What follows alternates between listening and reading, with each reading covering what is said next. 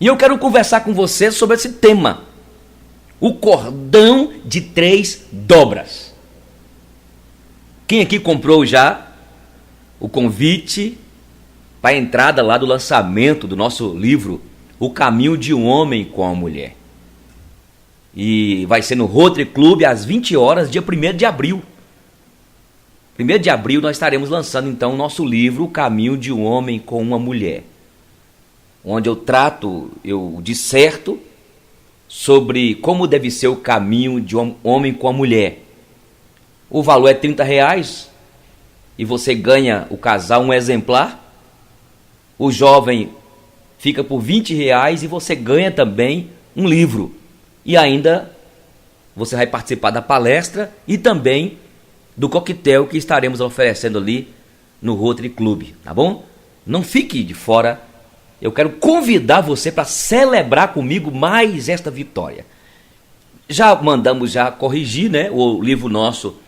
Eu creio que nós vamos lançar lá no mês de agosto, que é Educar, uma tarefa árdua, mas um grande privilégio. É um livro que eu já mandei corrigir, que eu estou falando especificamente para os pais, dedico aos meus filhos espirituais e filhas, e também dedico aos professores do Colégio Cristão, do Simon, e aos pais que têm aceitado essa tarefa árdua de educar, mas é um grande privilégio. Então este livro eu irei lançá-lo em agosto agora de 2017, né?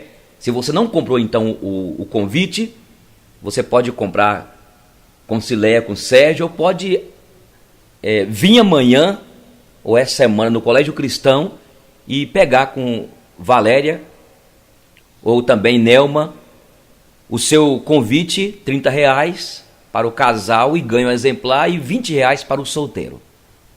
Amém? Pai, em nome de Jesus, usa-me neste momento para ministrar essa palavra, e que eu sirva como boca do Senhor para direcionar este casal, para nortear o caminho de cada um que está aqui, em nome de Jesus. Amém? O texto que nós lemos, Eclesiastes capítulo 4, versículo 9 e 12. Que diz aí? Olha o que diz: melhor é serem 2 do que 1. Então não está falando aqui melhor ficar só. Melhor ficar só. Já existe até um ditado, né? Antes sozinho do que mal acompanhado. E aí muitos, diante desta crise da família, este mundo que eu gosto sempre de falar, que virou de cabeça para baixo, alguns aproveitam esse ditado e fica dizendo: eu prefiro ficar sozinho, ficar sozinha do que mal acompanhado, mal acompanhada. Só que acaba vivendo uma vida desregrada. No livro que você terá em mãos então, dia 1º de abril, O Caminho de um Homem com a Mulher, há um capítulo que eu trato especificamente sobre o caminho da mulher errante, do homem errante. Porque é interessante, rapidinho aqui quanto ao livro, é que eu trato neste livro O Caminho de um Homem com a Mulher, mostrando que Agur, o poeta em Provérbios, aqui em Provérbios 30, ele fala de 5 caminhos: o caminho da cobra sobre a penha, o caminho do navio em alto mar, o caminho da águia no céu, o caminho de um homem com a mulher e o caminho da mulher errante, da mulher adúltera. Mas como o texto foi escrito num contexto de machismo mesmo, nós temos de incluir o homem. E na verdade, quando Agur fala do caminho de um homem com a mulher e usa todas as outras figuras, é na verdade mostrar como deve ser o caminho de um homem com a mulher, fugindo, é o que ele contrapõe no último caminho, do caminho da mulher errante, do homem errante, que vive uma vida por não assumir um compromisso, uma aliança de casamento, vive uma vida promíscua, vive uma vida no adultério, Então a ideia do livro é esta. E voltando aqui, melhor serem dois do que um, não está falando melhor ser um. E aqui fala do cordão de 3 dobras, que é melhor serem 3, aí nós entendemos que é Jesus, do que ser um. E aqui no capítulo, ainda no versículo 12, olha para você ver aí. Versículo 12, olha o que diz. Se alguém quiser prevalecer contra um, os 2 lhe resistirão. O cordão de 3 dobras não se rebenta com facilidade. É verdade que o texto aqui não está falando especificamente do matrimônio. Nós deduzimos, entendemos e colocamos dentro dessa perspectiva para entender também que é o caminho de um homem com a mulher, 2 pessoas que se unem, se tornando uma só carne, e é melhor serem 2. A Bíblia nos aponta quando Jesus Cristo mostra a divisão dos 70, de 2 a 2. Outra coisa que a gente vê aí, nós temos alguns militares aqui, e sempre eles vão de 2. Se um cair, se um for, se um talvez for atingido, tem um outro para poder proteger. Esta é a ideia. E aqui o poeta de Deus, Salomão, afirma que se alguém quiser prevalecer contra um, os 2 lhe resistirão. Isto mostra que um cordão dobrado oferece maior resistência. Porém, quando ele fala que a 3ª dobra, ele fica ainda mais resistente. Se há benefícios quando são 2 pessoas, em ser 2, há muito mais em ser 3, em ter Deus, ter Jesus. A Bíblia diz aqui no Salmo 127, se o Senhor não edificar a casa, em vão trabalham os que edificam.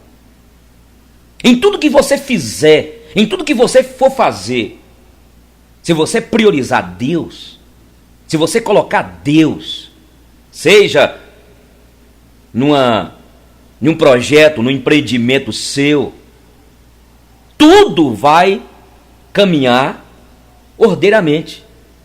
Não estou dizendo que nunca vai acontecer problemas. Assim também é no casamento.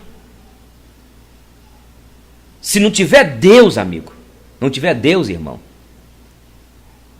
há problemas, porque foi Deus que instituiu o matrimônio. Glória a Deus, irmãos. Então Salomão não fez essa afirmação aqui direcionada exclusivamente ao casamento, não. Ele fala de relacionamento de um modo geral. E em qualquer relacionamento, presta atenção, em qualquer relacionamento, a 3ª dobra poderia ser mais uma pessoa. Porém, quando examinamos a revelação bíblica acerca do casamento, descobrimos que no modelo divino deve sempre haver a participação de uma 3ª parte. E isso não fala da presença de algum filho e nem tampouco de um triângulo amoroso. Aqui está falando, é o meu entendimento, da participação do Senhor no casamento. A presença de Deus é a 3ª dobra e deve ser cultivada na vida do casal. Quando nós olhamos para o Éden, o que aconteceu com o casal no Éden?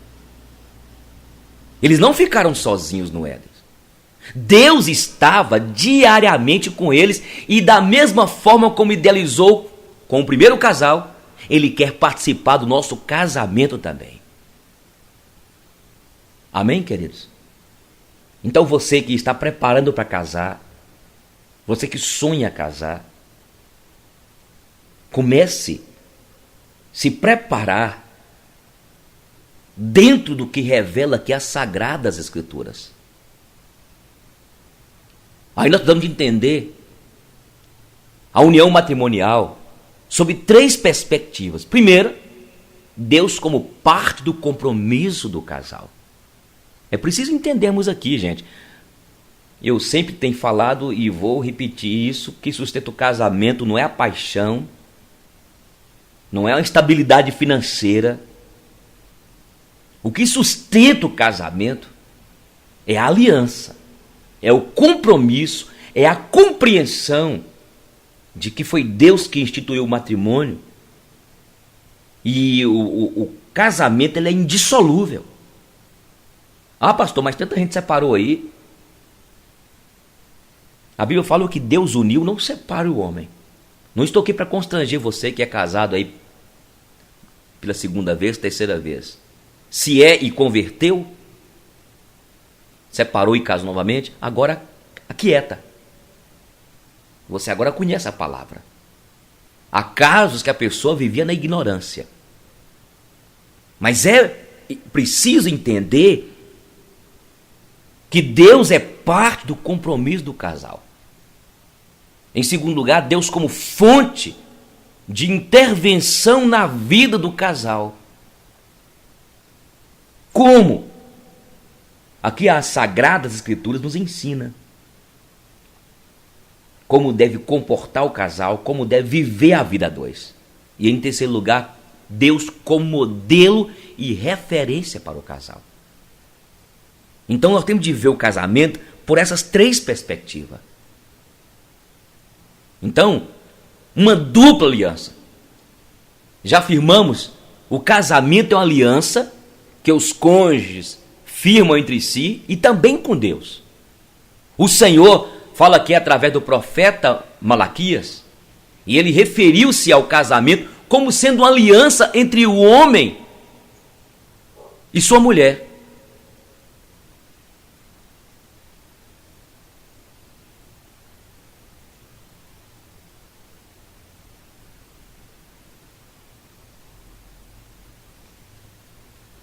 O Senhor, através do profeta Malaquias, referiu-se ao casamento, ou ao casamento, como sendo uma aliança entre o homem e a mulher.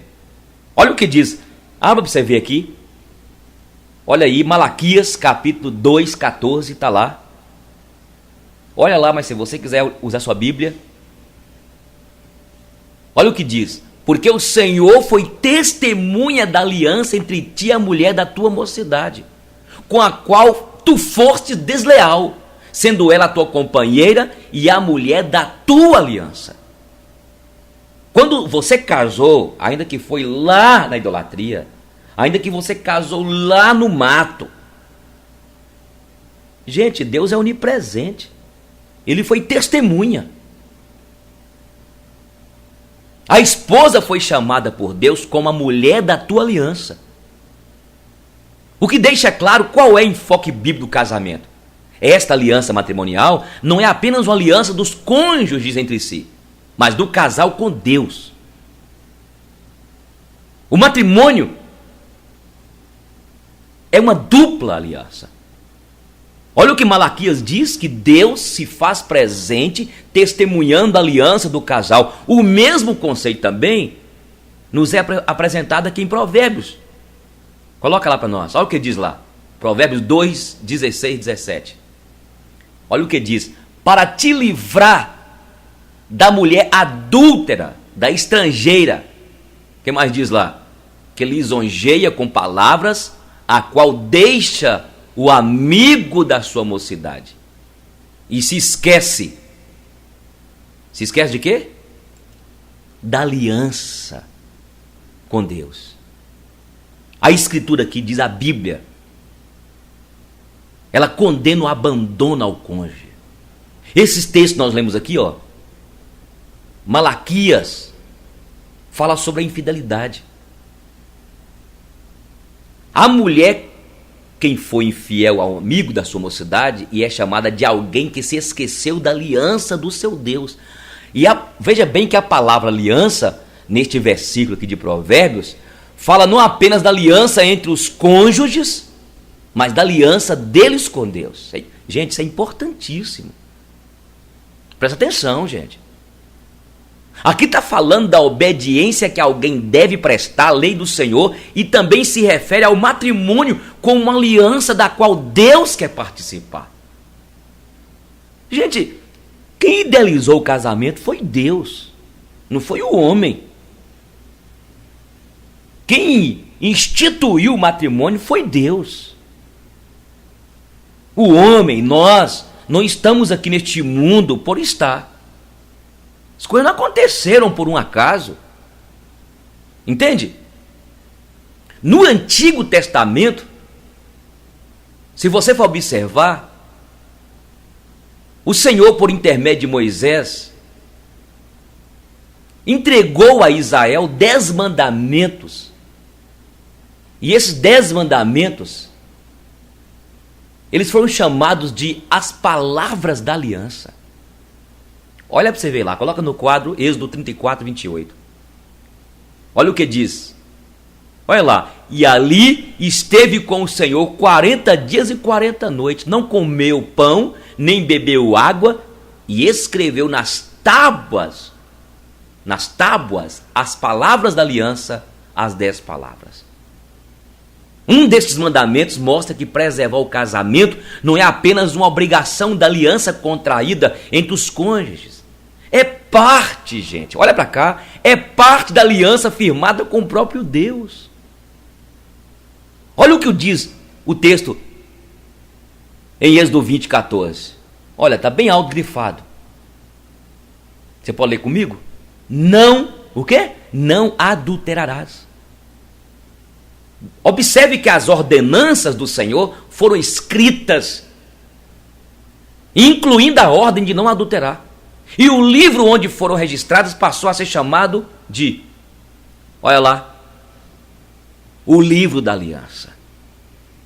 Vivemos dias difíceis, gente. Casamento hoje virou brincadeira. A pessoa casa já, eu vou casar se não der certo o sapato. Dentro da igreja. Dentro da igreja. Pornografia tem aumentado, não é? A depravação.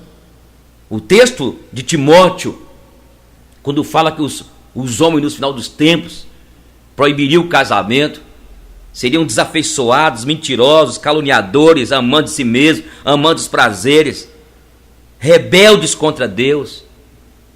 É esta a sociedade. Mas eu quero nessa noite falar para você, meu irmão, minha irmã. Nós temos de crer nessa palavra, que é a palavra imutável, inalterável, inspirada pelo Espírito Santo de Deus. Amém? Você pode falar assim, amém? Erga a tua mão, você crê nisso? Então, o que vale é o que está aqui. Eu tenho repetido aqui nessa igreja, falado aqui, os encontros de casais que eu participo, quando eu sou convidado para palestras em igrejas, eu sempre falo isso. Paixão não sustenta casamento. Então, o que sustenta o casamento, a princípio, é a aliança, o compromisso, amor. O meu amor por Giselda, eu sou apaixonado por Giselda, mas a minha paixão por Giselda não vai sustentar até que a morte nos separe. Giselda pode se sentir atraída por um outro amor, e eu, pior ainda. O problema está sendo esse, sabe? Porque eu não gosto mais do dente dele, pastor, eu não gosto. A boca dele, quando namorava, era a boca mais linda. Quando namorava, ela tinha as pernas mais lindas. Quando namorava, ele tinha o cabelo mais lindo. Mas o que está acontecendo com alguns casais dentro da própria igreja? E você tem que vigiar quanto a isso. A gente vai sendo bombardeado em todos os meios, pela mídia pagã aí, não é? As novelas globais, as novelas Record, os filmes. E a pessoa começa a fantasiar. A mulher vai assistir lá os 50 tons de cinza mais escuro. Daqui a pouco é mais roxo, daqui a pouco é preto. E vira o cabeção, o cara a mesma coisa. E é isso o problema. Eu quero falar com você. Olha para cá. Nós temos de ter muito cuidado com o encanto, gente. Quando nós lemos na Bíblia aqui em Gênesis, Eva acabou ficando encantada com aquela fruta, que eu sempre gosto de falar que é genipapo. Não era de maçã, não. Genipapo, azedo, feio. Por que Eva caiu? Porque o inimigo injetou no coração dela a cobiça. Então nós temos que vigiar. A quantidade de casamentos sendo desfeitos. E nós temos de pregar isso aqui e entender que existe um mandamento de Deus. As ordenanças do Senhor foram escritas e o livro onde foram registradas passou a chamar do livro de quê? Da aliança. Olha o que está escrito lá. Guarda essa frase aí. Mas veja agora Êxodo 24, 4, 7 e 8. Quando Moisés escreveu todas as palavras do Senhor. E aqui diz, e tomou o livro da aliança e o leu ao povo, e eles disseram, tudo que falou o Senhor faremos e obedeceremos. Então tomou Moisés aquele sangue e o aspergiu sobre o povo e disse, eis aqui o sangue da aliança que o Senhor fez convosco a respeito de todas essas palavras. Então, o casamento é uma dupla aliança. É uma aliança dos cônjuges entre si. Eu fiz aliança com Giselda aqui na primeira igreja presbiteriana há 26 anos. Eu empenhei uma palavra. Ah, pastor, mas ninguém é perfeito. Não, empenhou, mas o mundo é difícil. Claro. Nós deixamos nosso coração ir enchendo das coisas ruins do mundo, e aí você vai sendo encantado, ou melhor, o encanto domina, porque nós temos um coração, é o que Jeremias 17 fala, o coração do homem é o quê?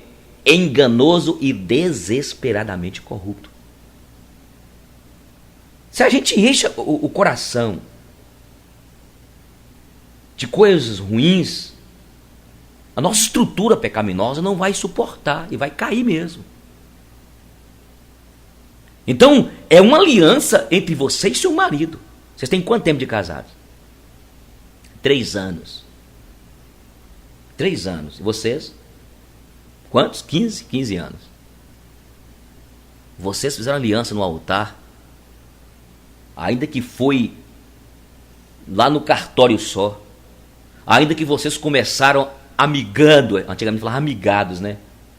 Depois de mais de 20 anos casaram. É uma aliança que vocês fizeram. E a aliança foi dupla.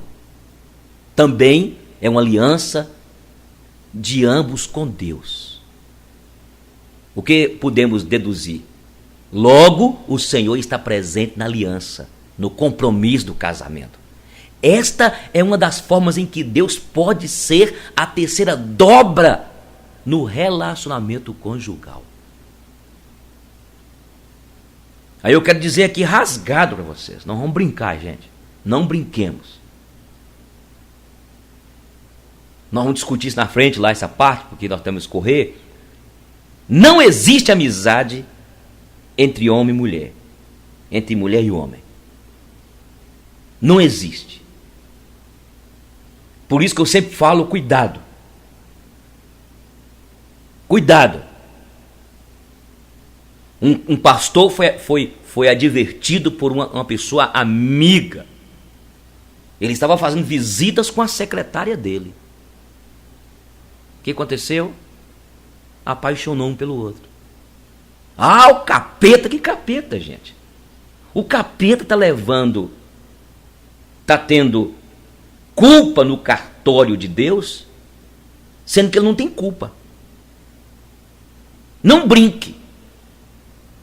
Não desenvolva sentimento por outra mulher que não é a tua esposa, por outro homem que não é o teu marido. Porque o coração é enganoso.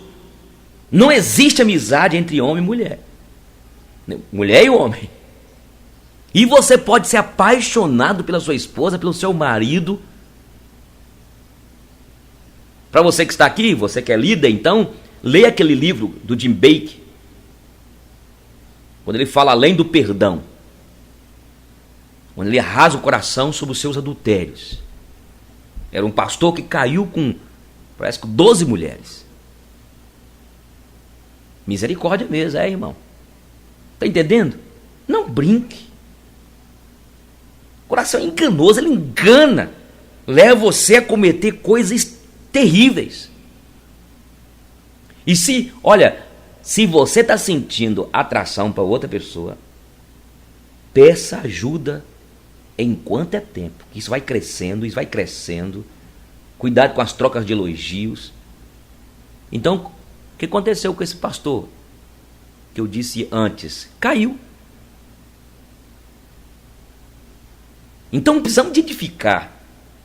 Quanto à aliança aqui, gente, edificar a nossa casa, o casamento, você que está aqui nessa noite, você que está se preparando para casar. Eu coloco no livro O Caminho de um Homem com a Mulher, porque o caminho de um homem com a mulher ele é indevassável. É um mistério. Ele é impenetrável. Não pode ser automatizado, não pode. O caminho de um homem com a mulher é um mistério mesmo. Como que duas pessoas diferentes, com temperamentos diferentes, criados de maneira diferente, com toda a complexidade que é o corpo de uma mulher, o corpo de um homem. Esquisito homem, nós homens, né? Olha o pescoço aí, pega pra você ver aqui assim. Ó, esse caroção, alguns tem esse caroço aqui que chega... Mulher diferente, é dócil, é meiga. Já pensou, irmão? Rapidinho aqui. Você já pensou se homem menstruasse? Você já pensou se homem sentisse cólica? Então, duas pessoas totalmente complexas encontram. E é um desafio o caminho de um homem com a mulher. Se não for Deus, não tem como chegar e cumprir o que a frase que o pastor fala, que o padre fala, até que a morte o separe. Então, para Deus, Deus precisa e quer participar do casamento. E ele pode chegar um momento que vai ter de intervir, usar um pastor, um conselheiro. Não temos a capacidade de fazer este relacionamento funcionar somente por nós mesmos. Não tem como, gente. Não há como. Nós estamos com 26 anos de casados. Casei com 27 anos e Zelda 23 anos. Nessa nossa caminhada tivemos tantos problemas. Nossos filhos, vieram as meninas, os problemas na igreja, problemas na família dela, na minha família. E aqui estamos, pela graça. Por isso que casamento, como diz Josué Gonçalves no ministério que ele intitulou como casamento debaixo da graça, tem que estar debaixo da graça. Ter o sustento de Deus. Temos de admitir isso aqui, ó. Aumenta um pouquinho, coloca uma letra bem grande. Temos de admitir isso aqui, gente, olha. Nossa dependência de Deus para tudo. O Senhor Jesus declarou o quê? João 15:1, ou melhor, 15:5. Sem mim, nada podeis o quê? Ninguém pode nada sem o Senhor. Você tem de depender do Espírito Santo de Deus. A palavra de Deus nos ensina que precisamos aprender a edificar com a bênção de Deus e não apenas com a nossa própria força e capacidade. Ah, pastor, mas ele era apaixonado comigo, me separou de mim. Ah, pastor, mas ela era apaixonada comigo. Saí daqui para resolver um problema numa cidade distante. Casal, a mulher falando, mas ele dizia que é apaixonado por mim. Nada pode sustentar o casamento, senão a compreensão que Deus está nesse negócio e a dependência dele. E também nós vamos ver nessa caminhada nossa aqui, se der tempo, algumas coisas que precisamos de fazer para regar o amor. Quem sustenta o casamento não é a paixão, não é amor, não é nada senão o compromisso, a aliança, e essa aliança dupla que quando a gente firma aliança um com o outro, estamos firmando um com o outro e com Deus.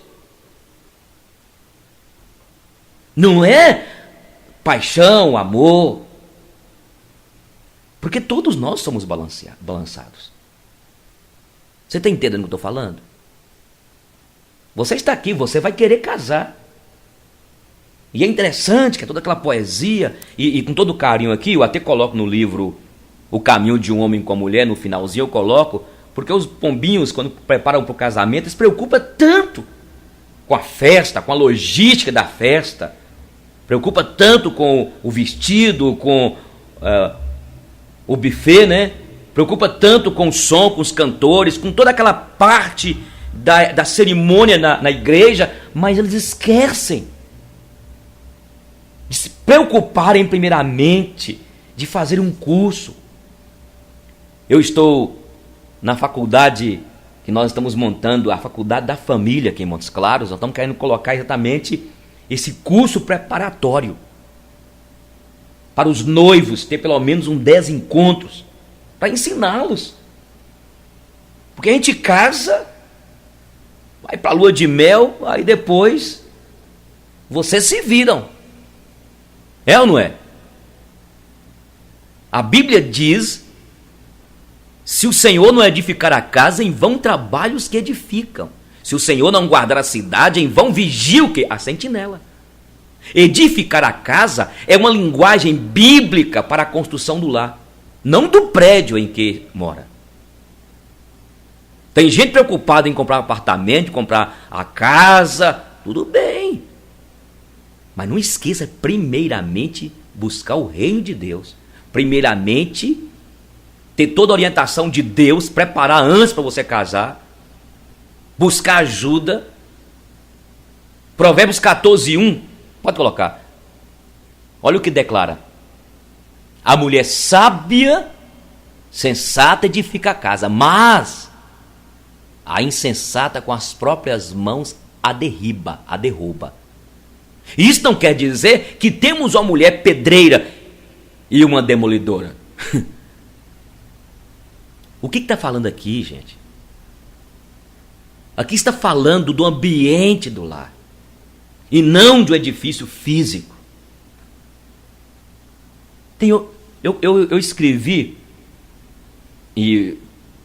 sobre a mulher barraqueira. Até preguei na rádio, está no YouTube. A mulher barraqueira, as características da mulher barraqueira. E aí você que está aqui nessa noite, você que está namorando, porque Deus está me usando aqui, quem sabe Deus está me norteando com você. O cara sabe que a namorada dele, a noiva dele é barraqueira, é insensata, é uma cancela de pau podre. Aí casa com a onça. Não estou dizendo que você vai casar com a mulher perfeita com o homem perfeito. O cara é um estúpido, é um bruto, é um brucutu.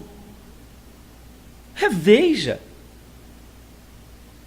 Depois que eu caso, pastor, vai melhorar. Melhora não, filho. Porque depois que casa, sabe o que acontece depois que você casa? Muda tudo. Para pior. Ai, pastor, misericórdia, muda. Para pior. Presta atenção.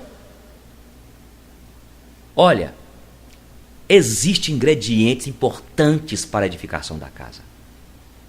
Mas o essencial é cultivar dia a dia, permanentemente, a presença de Deus. Quando nós voltamos aqui para Gênesis, o que a Bíblia diz? Pode colocar. Está com probleminha na transmissão aqui. Pode colocar.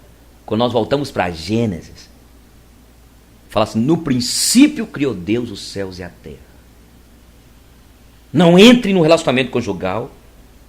Você que está aqui para casar, você que está me assistindo e me ouvindo, não entre sem ter Deus. No princípio, Deus. Quando você coloca em tudo Deus, no casamento, nos seus estudos, nos seus empreendimentos, nos seus projetos, quando você coloca Deus, tudo é diferente. Não estou dizendo que não tenha problemas, mas Ele, como teu guia, teu pastor, teu tutor, eu até diria que o teu mentor, ele vai te guiar. É cultivar, é buscar ajuda. Eu fiquei triste algum tempo atrás. Nosso irmão Sérgio Marcileia, temos um ministério de casais aqui na igreja, me contou alguns casais: não preciso de ajuda não, nós estamos bem. Esse é o problema de muitos casais. E eu já tive a triste, angustiante oportunidade triste de ver casais que desprezaram o aconselhamento, a condução, foram convidados, não, nós estamos bem, nós não precisamos de ajuda não, estou até mandando um casal. Não existe casamento, como diz Adão Nascimento, não existe casamento tão bom que não possa ser melhorado. E não existe casamento tão desgraçado, quebrado, arrebentado, que não possa ser restaurado pelo poder de Jesus. Glória a Deus por isso. Seja humilde. Eu leio, estou lendo sempre, para poder me cuidar. É isso que acontece até com crentes. Tem crentes, meus irmãos, que sentam na igreja, parece que já chegaram no topo. É ou não é? Orgulhosos. Nós temos de todo dia querer aprender, ter humildade. Não seja orgulhoso. A humildade cabe em todo lugar. E esse é o problema que está acontecendo com muitos casais. Tive de resolver há algum tempo um casal que foi embora daqui, mas desprezaram a instrução. Você tem ideia, meus irmãos? Eu falei isso aqui, eu falei na escola dominical, até perdi a cabeça mesmo aqui. Olha o que um homem falou aqui, irmãos. Eu falo isso aqui para vocês verem. Porque eu falo muito de Giselda no púlpito, que eu elogio muito de Giselda, que minhas mensagens é só sobre família, casamento. Primeiro que ele foi mentiroso. Porque essa igreja aqui tem sido doutrinada nas doutrinas que nós cremos, dentro da reforma e dentro da teologia calvinista. Agora, o que eu posso fazer? Deus me deu o dom para poder falar sobre família. E eu faço isso não por vaidade. Eu mesmo vigio, porque ele não fica pensando que eu falo, elogio Giselda aqui na frente para exibir, ou porque Giselda é o meu tudo. Não, eu sei das minhas limitações. Eu sei das minhas limitações. Aí esse cara veio falar comigo que ia mudar de igreja porque eu falo muito sobre família. Eu falei misericórdia. Eu falei assim, Deus, tem misericórdia, Senhor. E Deus já me deu discernimento, na verdade, permita-me dizer isso aqui. É um camarada orgulhoso, a mulher orgulhosa. Vem, olha para cá. Eu gosto de todos olharem para cá. Gente, não glorie o homem na sua vaidade.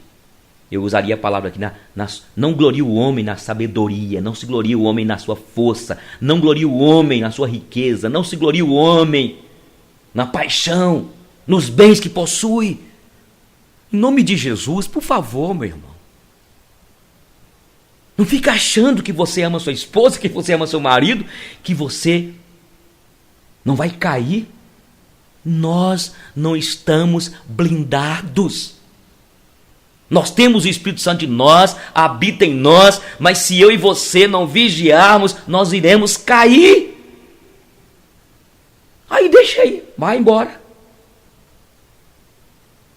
Falei depois com a minha esposa, que ficou com raiva, um dia ele vai ter filhos, um dia ele vai enfrentar problemas, um dia eles vão enfrentar lutas.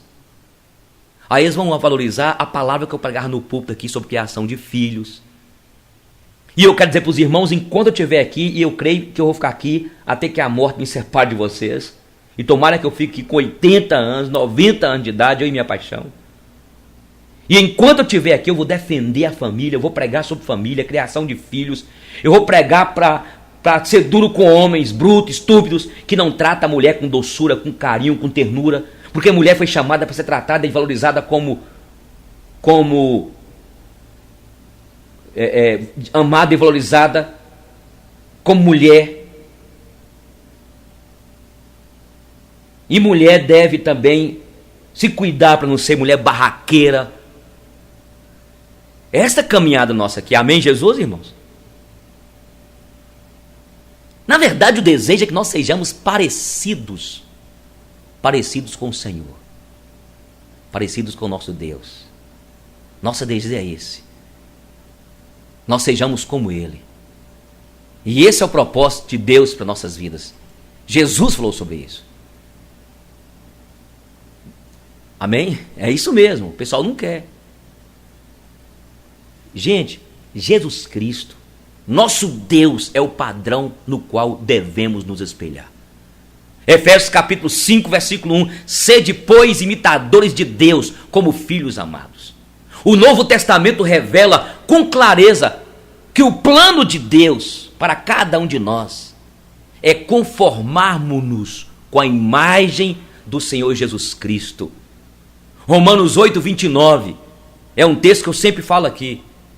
Porquanto aos que de antemão conheceu, também os predestinou para serem conformes à imagem de seu Filho, a fim de que ele seja o primogênito entre muitos irmãos. Viu o que a Escritura diz aqui?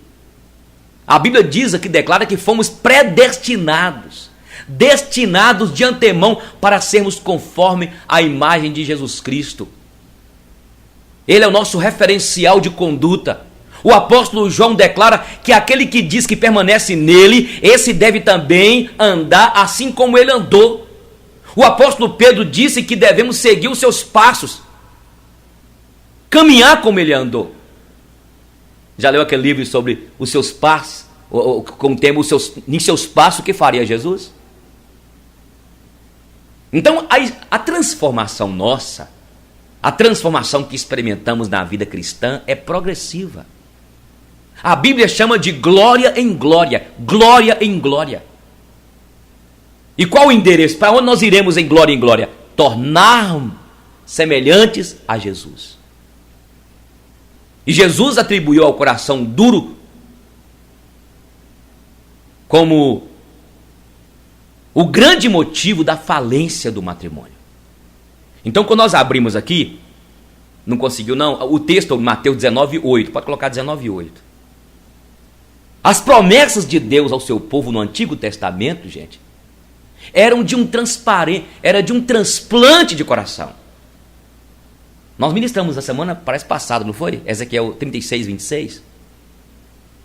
O Senhor disse que tiraria de nós o coração de quê?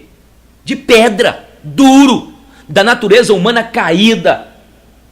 Um coração desobediente, conforme Efésios capítulo 2 diz, que nós éramos por natureza filhos da desobediência. O que o Senhor fez? Ele tirou este coração e colocou um coração de carne, maleável, com a natureza divina. O Espírito Santo lançou a semente em nós, regenerou-nos. A nova natureza deve afetar nosso casamento. Se Deus passar a ser o modelo ao qual os cônjuges buscam se conformar, gente, irmão, olha para cá. Claro, certamente, nós aproximaremos um do outro e viveremos muito melhor. Por isso que a gente precisa de ler a Bíblia, estudar a palavra. Porque quando você está estudando, vai gerando uma fé que você não pode nutrir no seu coração um desejo por uma outra mulher, que você não pode tratar sua esposa com estupidez. Não adianta você, permita-me dizer, tem uma turma preparando para batizar aí, casais. Não adianta você vir aqui e receber a água, meu irmão. A água não vai fazer nada em você. A água é só um elemento que simboliza o que já foi feito com você. Agora, se não já foi feito, infelizmente. O cara é um poderoso na igreja, aqui na igreja, é um poderoso lá, como gestor, mas dentro de casa é um animal, é uma anta. Então, quando nós nos aproximamos do Senhor, nós vamos sendo moldados por Ele. Aquele homem estúpido, grosso, bruto, que até agredia a mulher fisicamente com palavras. Mas depois que foi alcançado pela graça, foi impresso no seu coração de carne os princípios que estão aqui, olha. Como o marido deve tratar a esposa. Então eu gostaria que você pensasse. Quando nós... Hoje eu estou vendo as igrejas com campanha de avivamento, avivamento. Você quer saber se a pessoa tem o Espírito Santo? Se a pessoa tem o Espírito Santo, tem que falar em línguas, tem que profetizar. Tem um tanto de gente aí falando em línguas, profetizando, que não tem o Espírito Santo. São do demônio. Você quer saber se você tem o Espírito Santo? Você quer saber se você nasceu de novo? Você quer saber os frutos do Espírito? Quais são as características, os frutos que você converteu de verdade? Que você foi batizado no Espírito Santo, se você quiser. Pastor, como é que eu conheço? Como é que eu sei que eu fui batizado no Espírito Santo? Ah, tem de falar em línguas? Não. Profetizar? Não. Tremer? Apesar que eu creio que o Espírito Santo pode levar a pessoa a tremer. Mas é você mudar. É estar em você amor, alegria, paz, longanimidade, benignidade, bondade, fidelidade. O que mais? Mansidão, domínio próprio. As nossas igrejas, e aqui também minha igreja aqui, nossa igreja aqui, Jardim Palmeiras, minha não, do Senhor, como quanto. Meu irmão, você desconverteu, mas você é um cara estúpido. Você é impaciente demais. A senhora continua-se naquela mulher a mesma coisa, fulana não mudou nada. Você pode até ter se tornado presbiteriana. Tem até uma carteirinha que o pastor Marcos André agora dá, né? Mas infelizmente você é filho do diabo ainda. Estou sendo curto e grosso? Sim. É preciso estudarmos a palavra. Quando Deus é parte do nosso casamento, como modelo e referência, aprendemos a andar em amor. Porque as Escrituras revelam que Ele é amor. Deus é amor. Pode colocar 1 João, isso. Olha o que diz lá. Deus é amor. Se você diz que tem Deus e não ama, e não há, alguns falam que os frutos do Espírito, que o amor é na verdade o fruto e tem os gomos, né? Como eu lhes disse antes, os gomos. A paz, alegria, longanimidade, benignidade, bondade, fidelidade, mansidão, domínio próprio.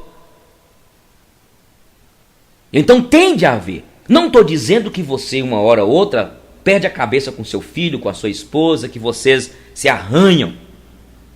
Mas quando acontece isso, o Espírito Santo que habita em mim e você, nos leva a pedir perdão, a reconhecer o erro. Então nossas igrejas estão cheias de casais, de pessoas que não nasceram de novo. São igrejeiros. Tem de haver amor. Eu volto a repetir. Quando Efésios capítulo 5 diz: sede, pois, imitadores de Deus, como filhos amados, e andai em amor, como também Cristo nos amou e se entregou a si mesmo por nós, como oferta e sacrifício a Deus em aroma suave. E eu gostaria, por favor, coloca para mim isso aí. Porque há diferentes palavras usadas no original grego, a língua que foram escritos os manuscritos do Novo Testamento. Então ele tem aqui as palavras usadas para amor. Eros, que retrata o amor de expressão física, sexual. Eu sempre gosto de brincar, claro, o casamento não pode ser igual antigamente era, apesar que naquela época Deus usou aquele contexto, onde o pai prepara a filha para casar com outro lá que ela nem conhecia, e sim vice-versa. Tem de haver uma atração. Quando eu vi Giselda, inclusive eu coloco no livro que vai ser lançado em julho, quando eu vi o corpo de Giselda, houve aquela atração. Então este amor eros. Depois vem o amor estorgeu, estoragem, que fala do amor familiar. Vem o filéu, que aponta para o amor de irmão e amigo. Agora o ágape. O ágape enfoca o amor sacrificial. É o amor, conforme registra aqui em 1 Coríntios 13. É o amor que tudo sofre, tudo espera, tudo suporta. O amor que jamais acaba. Quando a Bíblia fala do amor de Deus, usa essa palavra ágape. Este é o amor que devemos manifestar. Quando Paulo escreve, ele diz: O amor é o quê? É paciente, é benigno. O amor não arde em ciúmes, não se ufana. Coloca para mim terminar de ler lá. Vamos voltar. Isso. O amor o quê? Vamos lá. O amor é paciente, é benigno. O amor não arde em ciúmes, não se ufana, não se ensoberbece, não se conduz inconvenientemente. Não procura os seus interesses, não se exaspera, não se recebe do mal. Não se alegra com a injustiça, mas regozija-se com a verdade. Tudo sofre, tudo crê, tudo espera. E no finalzinho lá, tudo o quê? Tudo suporta. Se imitarmos a Deus e manifestarmos esse tipo de amor, as coisas certamente serão bem diferentes no nosso relacionamento conjugal, na criação dos filhos. O amor nos leva a ceder. A grande maioria das brigas e discussões gira em torno de quem está certo, de quem tem a razão. Muitas vezes não vale a pena ter razão, irmão. Entende, irmã? Tem momentos em que a melhor coisa é ceder. Quer isto seja agradável, quer não, é o que Jesus nos ensina. Pode colocar, olha o que Jesus diz lá. Mateus 5, 39, 41. Pode ler comigo? Eu, porém, o que? Vos digo, não resistais ao perverso, mas a qualquer que te ferir na face direita, dele também a outra. E ao que der mandar contigo e tirar-te a túnica, dele a capa. Se alguém te obrigar a andar 1 milha, vai com ele 2. Dá quem te pede e não voltes as costas ao que deseja que lhe emprestes. É isso aí, irmãos. Se nós seguirmos essa trilha aqui, se nós seguirmos esse protótipo, esse modelo referencial e aos seus princípios, o casamento vai dar certo, vai funcionar. Entendeu você que está noivo aí? Vocês vão casar quando? Hã? É por aqui que você tem que andar. O matrimônio não é um desafio por causa da pessoa com quem convivemos, e sim porque este convívio suscita nossa carnalidade, egoísmo, mostra quem nós somos. A dificuldade maior não está em Giselda, em mim, e sim em nossa inaptidão em ceder, em curvar. A águia é usada como símbolo dos que confiam em Deus. Este brilho é intenso e intensamente desde a sua origem. As águias podem levar 1 ano para voar sozinhas. Pessoas verdadeiras são como águias. Podem levar tempo para amadurecer. Podemos ver periquitos, pombos, andorinhas voando em bandos. As águias não. Elas estão sempre sozinhas. Elas ficam no alto, olhando o azul infinito. Não tenha medo de ficar só. Geralmente, o cristão anda na contramão da vida. Voe alto, embora os que voam alto não sejam compreendidos. São, em vez disso, temidos, criticados e muitas vezes condenados. O que fazem as águias quando as tormentas vêm? Elas se escondem, abrem as suas asas e a enfrentam corajosamente. Elas sabem que acima das nuvens escuras, da tempestade e dos choques elétricos, o sol brilha. Na Escritura Sagrada lemos que os que confiam em Deus renovam as suas forças. Sobem com asas como águias, correm e não se cansam, caminham e não se fatigam. Nesta luta terrível, as águias podem perder penas e ferir-se, mas não temem e seguem em frente. Depois, enquanto todo mundo fica às escuras, elas voam vitoriosas, em paz, bem no alto. Finalmente, as águias também morrem. Mas eu pergunto, alguma vez você achou os restos mortais de uma águia? Nunca. Sabe por quê? Porque quando sentem que chegou a hora de partir, elas não se lamentam, não ficam com medo e voam tão alto o quanto podem. As águias procuram com os olhos o pico mais elevado, retiram as últimas forças de seu corpo cansado e voam aos picos inatingíveis. Lá esperam resignadamente o momento final. Até para morrer, as águias são extraordinárias. Talvez foi por isso que o profeta Isaías comparou os que confiam em Deus com as águias. Quem sabe você não tenha hoje, diante de si, um dia cheio de desafios. Alguns deles podem parecer impossíveis, mas lembre-se de descansar na paz do nosso Deus. E depois partir para a luta como quem vai para uma festa, sabendo que além da tormenta, o sol estará lá, brilhando.